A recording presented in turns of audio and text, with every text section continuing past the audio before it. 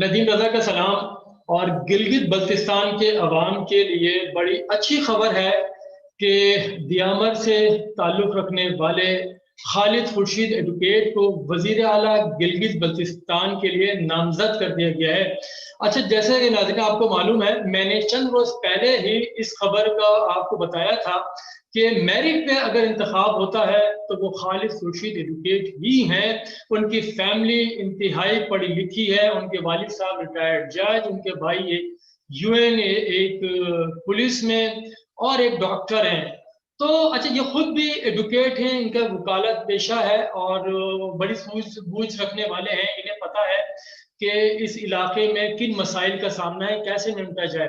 اچھا، اس میں آپ کو ایک دو اور تاریخی چیزیں ہیں۔ جی بی کی جو قانون ساز اسمبلی ہے، جو پہلے انتخابات ہوئے تھے اس میں پیپلز پارٹی کی گورنمنٹ بنی تھی اور مہدی شاہ ان کا تعلق تھا بلتستان سے، اسکردو سے وہ وزیر اعلیٰ تھے۔ جب دوسرا ٹینور آتا ہے، پاکستان مسلم لیگ وہاں سے منتخب ہوتی ہے، تو وہاں پہ وزیر اعلیٰ بنتے ہیں حافظ صاحب، ان کا تعلق گلگت سے۔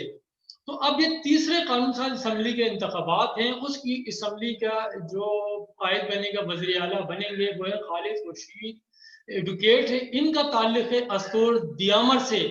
تو دیکھیں کس طرح سے یہ ڈویژن ہوتی چلی گئی ہے، پہلے گلگت اور پہلے بلتستان، پھر گلگت اور اب دیامر ڈسٹرکٹ۔ تو بڑی خوبصورتی ہے اس کے اندر، اور اس میں اچھا جس طرح سے بھی ان منتخب ہوئے تھے وہ میرٹ تھی کیا، لیکن اس وقت ہم یہ کہہ سکتے ہیں پاکستان تحریک انصاف کی جو گورنمنٹ ہے پاکستان میں، اگر کوئی بھی کام ہوا ہے پہلی بار، میں سمجھتا ہوں بہت سے کام ہوئے ہیں، لیکن جو جی بی بلتستان کے لیے جس طرح سے گلگت بلتستان کے لیے منتخب کیا وزیر اعلیٰ کو، نسبتاً نوجوان قیادت اور پڑھے لکھی، ان کو نہیں کہنا پڑے گا کہ یہ کون سے پلس ہیں یا الٹرا ہیں، یہ اپنے کام سے بتائیں گے۔ اس سے پہلے ہی میں نے اپنی ویڈیو میں بتایا تھا کہ یہ کس طرح سے ویژنری پرسن ہے اور یہ کیسے گلگت بلتستان کے عوام کو آگے لے جا سکتے ہیں۔ یہ گلگت بلتستان میں جس طرح کے ان کے عوام کو مسائل کا سامنا ہے، وہاں پہ تعلیم کا سب سے بڑا ایشو بنا ہوا ہے۔ وہاں پہ بڑے ہائی ایجوکیشن کے لیے تعلیمی ادارے نہیں ہیں، آئے روز بچے بچیاں احتجاج کرتے رہتے ہیں۔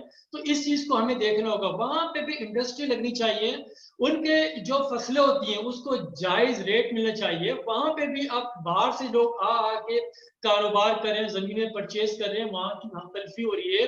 یہ کافی ساری چیزیں ہیں جو سب خالد خورشید ایڈوکیٹ کو دیکھنی ہوں گی۔ ان کی باقاعدہ منظوری وزیراعظم عمران خان نے دے دی ہے، کیونکہ اس میں ہم نے پہلے ذکر کیا تھا کہ وہاں پہ 4 اضلاع میں بڑا ایک کلیش پایا جاتا تھا، کیونکہ آج خود بھی کوئی اپنے آپ کو وزیر اعلیٰ گردان رہے تھے، جس میں ایک ذکریہ صاحب ہیں اسکردو سے، وہ کہہ رہے تھے کہ مجھے بنایا جائے، اگر مجھے نہیں بنایا جاتا تو بہرحال ان کا ووٹ بھی خالد خورشید ایڈوکیٹ کی ہی طرف تھا۔ وہ یہ کہتے تھے کہ گلگت سے بن گیا اور ان کا فارمولا چلے، ایک ان کی بات تو پوری ہو گئی، وہ وزیر اعلیٰ نہیں بن سکے، لیکن ان کا جو ڈیمانڈ تھی وہ پوری ہو کر دی عمران خان نے، کہ انہوں نے کہا تھا کہ بلتستان کا بن گیا، گلگت سے بن گیا، تو اب دیامر سے بننا چاہیے، اگر دیامر بھی نہیں تو واپس اسکردو سے بننا چاہیے، کیونکہ وہیں سے 8-9 پی ٹی آئی کو سیٹیں ملی ہیں، اور جب سب ملا کے اگر وہ خصوصی نشست کی ہم لے لیں ٹیکنوکریٹ، تو تقریباً کوئی 11 سیٹیں بلتستان ریجن سے ملی ہیں۔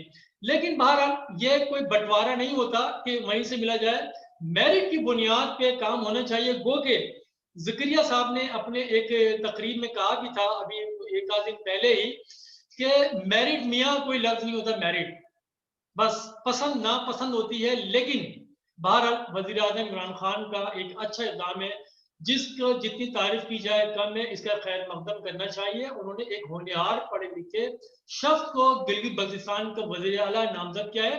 اب وہ 30 تاریخ کو وہاں پہ حلف اٹھائیں گے اور وزیر اعظم عمران خان خود وہاں تشریف لے کے جا رہے ہیں۔ تو ایک بہرحال ایک یہ خوش آئند قدم ہے، اور گلگت بلتستان کے عوام کے لیے مجھے توقعات ہیں، اور یہ خواہش بھی رکھتا ہوں، امید بھی رکھتا ہوں کہ ان کی تقدیر بدلے، نہ کہ پیپلز پارٹی کے دور میں جس طرح سے وہ کہا جاتا ہے کہ کام نہیں ہوئے، اور نون لیگ میں بھی ٹھیکیداری سسٹم وہاں پہ چل رہا تھا۔ تو اب یہ قانون دان ہے، تو یہ قانون کی روشنی میں کام کریں گے اور عوام کی خدمت کریں گے۔ بہت شکریہ، خدا حافظ۔